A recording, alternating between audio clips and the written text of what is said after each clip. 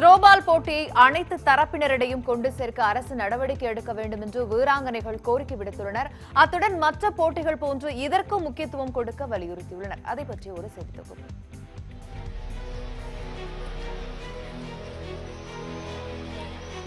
Throwball எனப்படும் கையெறி பந்து போட்டி ஆசியாவில், குறிப்பாக இந்தியாவில் மிகவும் பிரபலமானது.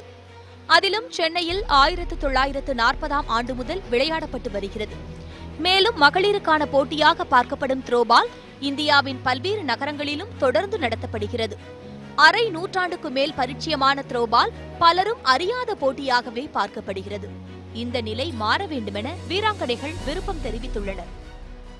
நான் ஒரு த்ரோபால் பிளேயர். நான் 8th ஸ்டாண்டர்ட்லேருந்து த்ரோபால் ஆடுறேன். இப்போ ரீசெண்டாக ஜான்வரி அப்போது மலேசியாவில் இன்டர்நேஷனல் டோர்னமெண்ட் நாங்கள் 2 பேரும் அதில் போய் ரெப்ரசென்ட் பண்ணோம். நாங்கள் கோல்டு அடித்தோம். நான் 9 நேஷனல்ஸ் தமிழ்நாடு ரெப்ரசென்ட் பண்ணியும் 9 ஸ்டேட் திருவள்ளூர் ரெப்ரசென்ட் பண்ணி ஆடிருக்கேன். இப்போ இந்தியாவில் இருக்கவங்களாம் பார்த்தீங்கன்னா பேஸ்கெட் பால், வாலிபால், கிரிக்கெட், கபடிலாம் நல்லா ரெக்கக்னைஸ் பண்ணுறாங்க. பட் த்ரோபாலை அவ்வளோ ரெக்கக்னைஸே பண்ண மாட்டேங்கிறாங்க. த்ரோபால் ஒரு கேம்னு கூட தெரிய மாட்டேங்குது.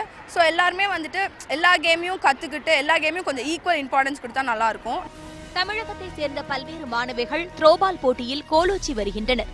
இதில் சாதித்து வரும் மாணவிகளுக்கு கல்வி கட்டணம் கூட வசூலிக்காமல் பள்ளிகள் ஊக்கப்படுத்தி வருகின்றன. அதேவேளையில் அரசும் தங்களுக்கு உதவி செய்ய வேண்டுமென மாணவிகள் கோரியுள்ளனர்.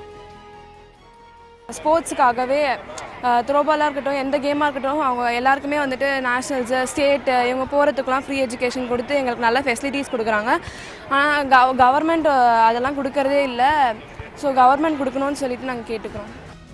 கைப்பந்து, கால்பந்து, கூடைப்பந்து போல் த்ரோபால் போட்டியிலும் மாணவிகள் சாதிப்பதற்கு அரசு ஊக்கப்படுத்த வேண்டும் என்பதே விளையாட்டு ஆர்வலர்களின் கோரிக்கையாக உள்ளது. மற்ற ஸ்டேட்ஸை பொறுத்தவரை த்ரோபால் கேம் அண்ட் த்ரோபால் பிளேயர்ஸ்க்கு ஒரு உரிய அங்கீகாரம் கிடைச்சிருக்கு. ஆனால் தமிழ்நாடை பொறுத்தவரைக்கும் எங்களுக்கு அந்த அங்கீகாரம் கிடைச்சிருக்கிறா என்பது கேள்விக்குறியா இருக்கு. மற்ற நாடுகளை போன்று, மற்ற ஸ்டேட்ஸ்களை போன்று இவங்களுக்கும் உரிய அங்கீகாரம், ஒரு ஊக்குவிப்பும் கிடைச்சாலே பல சாதனையாளர்களை உருவாக்கலாம் என்பதே இவர்களுடைய எதிர்பார்ப்பா இருக்கு. ஒளிப்பதிவாளர் கிருஷ்ணாவுடன் நித்யா, நியூஸ் 18 தமிழ்நாடு.